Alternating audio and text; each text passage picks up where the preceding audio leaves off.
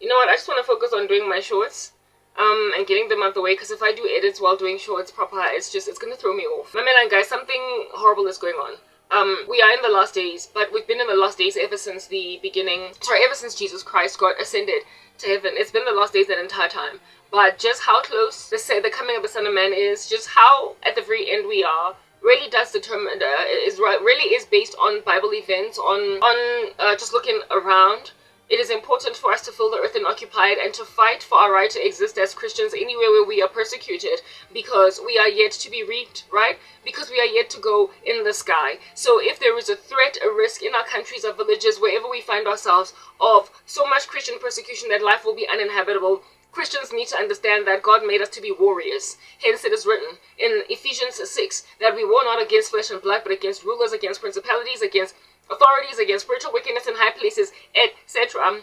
And that God has given us weapons, the weapons of our warfare. They're not carnal, but are mighty in God for the pulling down of strongholds. He also said that if they persecute you in one town, flee to the next. So if you are to run in on all sides, if you are too beleaguered, you must indeed try to find safe haven somewhere else where you can live, that you might be able to fill the earth and occupy it and redeem the times.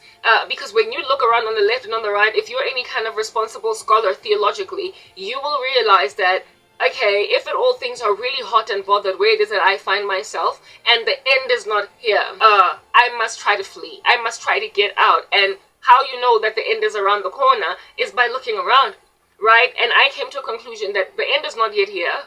Even though it is the last days, a lot of things need to happen. And recently, so I'm fighting to leave South Africa because they're persecuting here. And no matter how much I'm fighting for South Africa, they're not coming around. They're not recovering. It's almost as if though they're like the Druze communities in Syria. They gotta leave. Do you understand what I'm saying? Because like just the country in totality after the Assad regime rocked up, as if though the Assad regime was not bad enough on its own. They wreaked havoc in Christians' lives, and now it's like gotten worse. So now Syrian Christians need to see if they can't get out. Syrian Jews need to see if they can't get out, type establishment thing. Yeah, well, I'm looking around, and there are people actively in my country. I know this is a global issue, but in my nation, there are determinations by crazy, experimental, Frankenstein creating cults that have made people hybrids, just like in the days of Noah, right? People that are transhumans, and they have got an actual determination. Listen, it's a thing, it's a strategy in the occult right now to impregnate Christian women. That's why and that's why they have beleaguered me on all sides. They want to water down God's seed on earth.